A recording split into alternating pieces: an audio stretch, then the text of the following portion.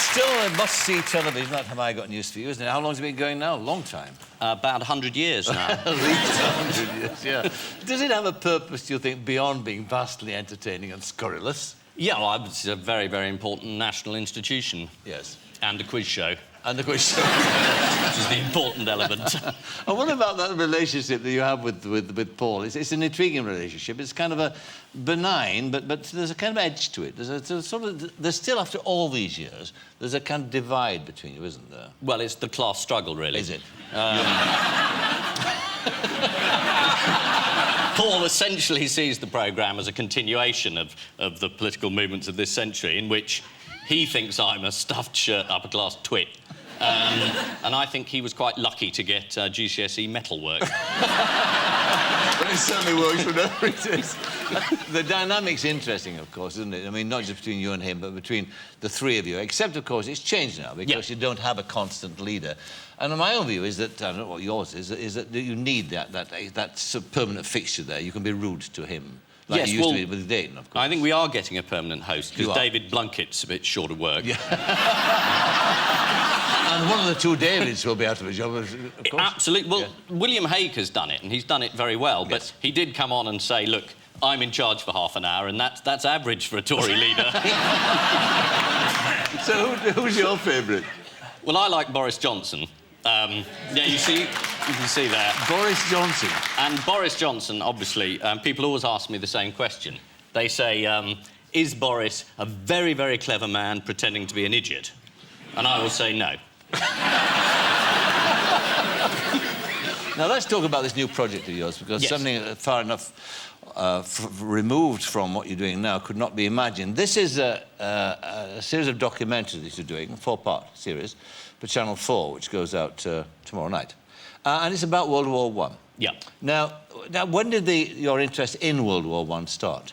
Well, I've always been quite interested, and then last year I did a programme of family history in which it was called Who Do You Think You Are? And I traced a lot of my relatives, one of which was a grandfather who fought in the First World War. And I never knew him. Like Chris, my dad died very young, so I'd never even been able to ask him about my grandfather. And I went to the battlefields and I found the story of a man who'd fought and survived in the trenches. And I just got terribly interested. And that period, I think, it still resonates. I know we're just beginning to slip away. Why does it resonate? Because I think it was... When you get to my age, you start thinking, well, A, my generation hasn't been called on to do very much, or indeed anything. And as a father, you start thinking, well, not only do you imagine it could have been you, but you think, this could have been my son. And once you get round to the stories of the losses, I mean, there's a terrible, almost the archetypal story we do is we go round monuments, and there's, in a church in Great Rissington, there's 5 brothers on a memorial. Now, the Americans, you know, Saving Private Ryan, 3 go, and the president sends in a warship, and, you know, the whole American army gets them out.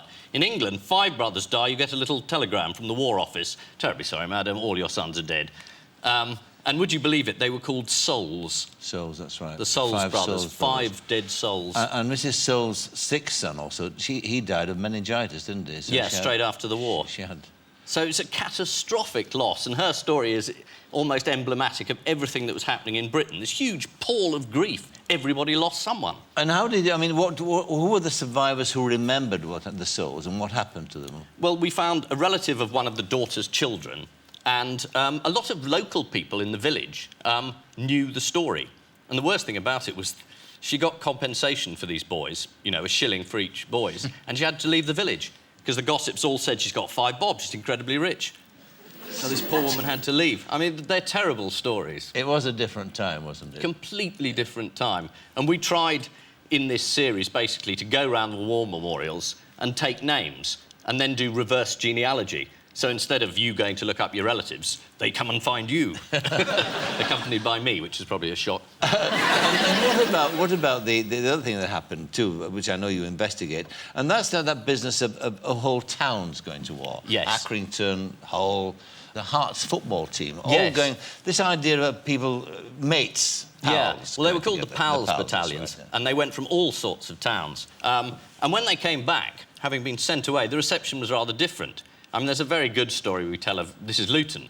And there's a chap called George Goodship, and he went away with his cousin, and his cousin was killed, and he's on the memorial. And they came back thinking, well, Luton will be grateful to us. And Luton decided to have a big peace celebration, big dinner, the mayor and the council threw, 1919. They didn't invite any ex-servicemen. Just the mayor and his mates having a huge slap-up dinner to celebrate the war. And no soldiers? No soldiers. No servicemen at all. So the servicemen, they went to Luton Town Hall, huge riot outside, and they burnt it to the ground. Quite right. Good lads. Fantastic moment. They looted a piano shop, dragged out a piano, and all started singing "We'll Keep the Home Fires Burning." It's a wonderful story, isn't it? Wonderful story. Is that awful arrogance and indifference to the people, some of them who stayed at home? Yes. As if the war was happening outside of their experience, really. Yes, and they didn't really want to know. Yes. And interestingly, the thing with family history, which I'm sure everyone finds, a lot of the things your family tell you aren't true. Because we found a relative of the man who joined the rioters, and he said, no, it was my grandfather, and he tried to rescue a flag during the disturbances. Because, you know, he didn't want the flag burnt, and it was all a terrible mistake. Anyway, we took him down to the court where they had his grandfather's trial as a rioter, in which it became very clear that not only was he a ringleader, that his quiet, reserved granddad had shouted out, "Get the fucking mayor!" And tried to lynch him. Sounds like my kind of man. He sounded terrific, but often families they have a slightly neutered version of history. Exactly. And I wanted to tell these stories because these are really extraordinary and real men. Them, yeah. And also, too, of course, it's about the class system, too, that war, wasn't it? I mean, there's different classes joined up together. And then there was, for the first time, the collision of classes, which had never happened before in that society. Well, that's what's so interesting about memorials. You look at them, there's no ranking on them. Everyone is remembered together. So we take a story of, you know, an aristocrat who basically had done very little except paint before the war, who took all his troops out to war and then thought, my God, some of these chaps are all right, you know. Or two Welsh miners who came... I mean, this is the awful thing. They said, well, you know, conditions in the trenches, not bad if you've been down the mines. You know, there's quite a lot of people happy to join up. Yes. Because they thought, well, it's better than having to dig this coal out. Yes. And there's one village which, again, you know, I went to the memorial and thought, this is very sad, people died here. And they said, no, the year before the war, there was a pit explosion which killed 6 times as many men. Many people, yes. They'd already had their disaster before you got there. When you've done a series like that and you've looked closely at as you have done, at the cast and and what happened to them, is there anything you can carry over into modern society? Is there any lesson to be learned? Is there any overarching thesis at all? Well, I mean, there are a number of things that come through. One is the sort of old-fashioned virtues, which, whatever the inanity and the stupidity of doing it, you know, sort of memorials that say things like patience and fortitude and steadfastness, all those sort of words we've forgotten what they mean. So that comes over. And the other, I mean, very strong thing was, given that waste, is you have to have a very good reason for putting young men in the line of bits of shell that are going to kill them. Do you mean that was a lesson that was learnt then? No, it wasn't learnt. But No, but I mean, that was a conclusion that was arrived at after that. Yeah, most of the people... For the first time, that unthinking patriotism... Yeah. That disappeared at that moment in time. Yes, the old traditional certainties, it was impossible to rally people with that again. And that's what's extraordinary. That early period in the war, everyone's going, hurrah, you know, we'll be home by Christmas. And the end of the war, where people were just stuck in, saying, we're going to finish this, and that's it, and then we're going home. And then, of course, the other great lie, the land fit for heroes. Yes, and they came back, and a lot of them were unemployed, a lot of them were disabled, Sure. And a lot of them couldn't find anything to do. It's an extraordinary period in time. My grandfather was in to Ypres, and he was wounded, and he never talked about it at all. But except at Christmas, when he got a bit drunk on eggnog and brandy, and he said, come here, young, and he let me feel his shrapnel. He had a shrapnel wound, which was lodged just by his lung, so they didn't take it out. And he let me feel, and of course, I was a child, for this huge jagged edge of metal, and thinking, what is the story about that? You know, it's extraordinary. Well, I think is wherever I filmed, and, you know, talking to you, everybody's got a story at least as good as the ones we told. You know, every town we went to, people said, yeah, but my uncle. Now there's a story. There's a story. But was there the equivalent at that time as well? Was there equivalent of private eye operating? Well, the extraordinary thing, there was an incredibly funny Trench satirical newspaper. No, I haven't made this up. Trench humour? Trench humour. It was called the Wipers Times. And it was 1916. It was fantastically funny, really black. Sort of they pretended to put on shows and followed by reviews saying it's a gas. These were people who were facing gas. Screamingly funny, you know, Mr. Howitzer. Oh, God! And they had an agony column in it, which says, is there ever an excuse for shooting your commanding officer? And the agony aunt's going, yes, there are a lot of circumstances. It's perfectly acceptable. So Ian Hislop was alive and well in those days, in the trenches. But the equivalent, the editor, my equivalent, I mean, he edited the galleys of the first edition while he was in the trenches at the Battle of the Somme. He put the edition to bed, and then he went on and won an MC for gallantry during the battle. Went over the top, eh? Yeah.